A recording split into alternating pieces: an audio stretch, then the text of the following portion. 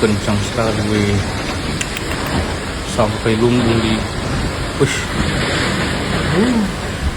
Inilah rekaman memperlihatkan detik-detik lumbung atau alang milik warga di Toraja ambruk usai diterjang angin puting beliung. Rekamannya juga ramai beredar di Instagram. Diketahui, angin puting beliung disertai hujan deras melanda Lembang Saluallo dan Kelurahan Bebo, Kecamatan Sanggala Utara, Kabupaten Tanah Toraja pada Minggu 2 November 2025 sekitar pukul 14:40 waktu Indonesia Tengah. Akibat bencana tersebut 14 lumbung atau alang milik warga ambruk dan 2 rumah mengalami kerusakan setelah tertimpa pohon tumbang. Pelaksana tugas Kepala Dinas BPBD Tanah Toraja, Christian Sakung, membenarkan peristiwa tersebut dan mengatakan pihaknya masih melakukan pendataan di lapangan.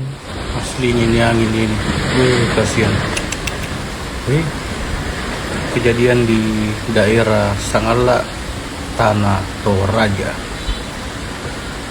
Ini angin memang ini kencang sekali, sampai lumbung di push.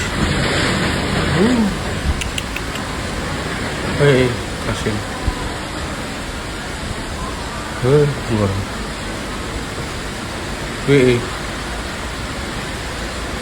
Kencang memang ini anginnya.